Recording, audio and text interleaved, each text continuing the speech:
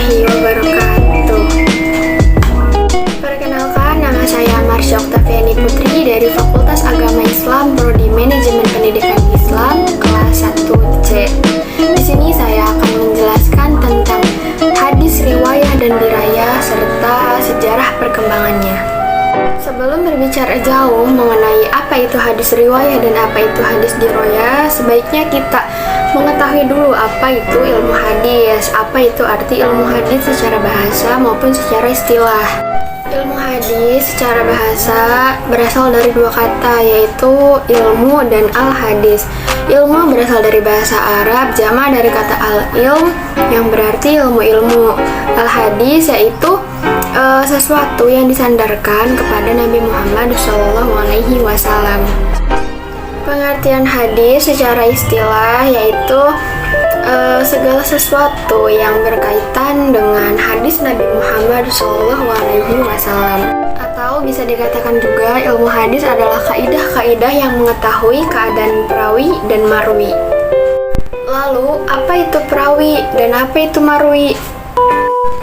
Perawi adalah orang-orang yang menyampaikan, menerima, dan membawa berita Nabi Muhammad SAW.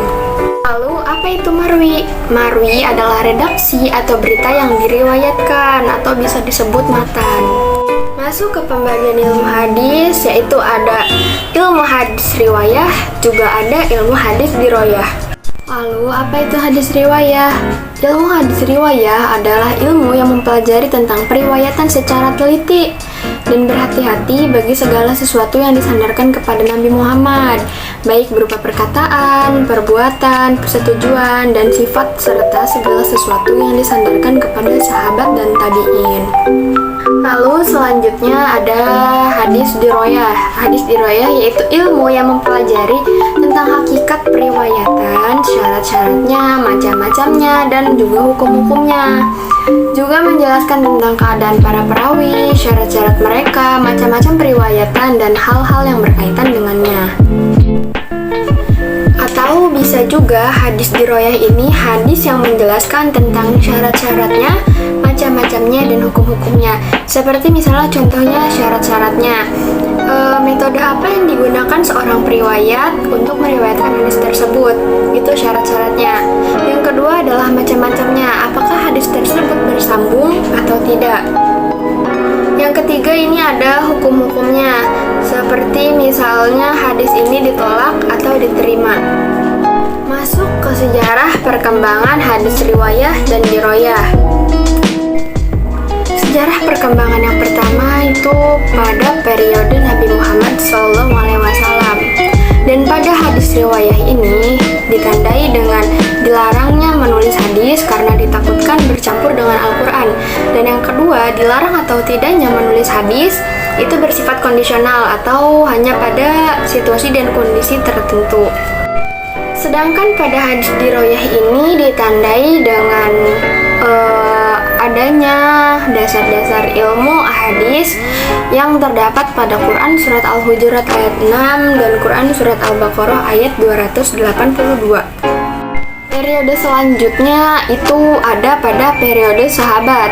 Hadis riwayah ini ditandai dengan masa pembatasan periwayatan dengan orang yang meriwayatkan harus disertai saksi dan bersumpah terlebih dahulu karena maraknya hadis-hadis palsu akibat konflik politik.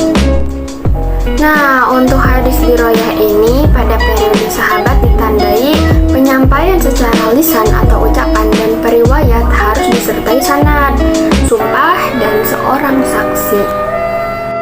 Periode selanjutnya yaitu ada pada periode tabi'in. Nah, hadis riwayah ini ditandai dengan dibukukannya hadis-hadis atas instruksi Umar bin Abdul Aziz kepada Ibnu Syihab Az-Zuhri, sehingga memunculkan model-model kitab hadis, yaitu satu ada muwatta, yang kedua ada musannaf, yang ketiga ada musnad. Dan pada hadis dirayah ini pada periode tabi'in ditandai dengan penulisan ilmu hadis bergabung dengan ilmu fikih dan usul fikih seperti kitab Al-Um dan Ar-Risalah karya Imam Asy-Syafi'i. Dibandingkan pada periode-periode sebelumnya, periode tabi'in itu merupakan masa keemasan bagi ilmu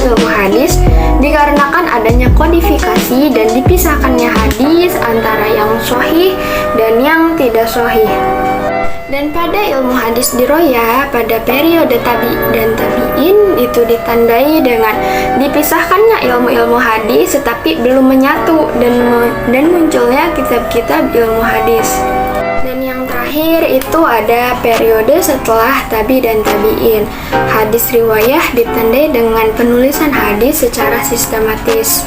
Dan pada periode setelah tabi dan tabi'in, ilmu hadis diroyah itu ditandai dengan ilmu hadis yang berdiri sendiri.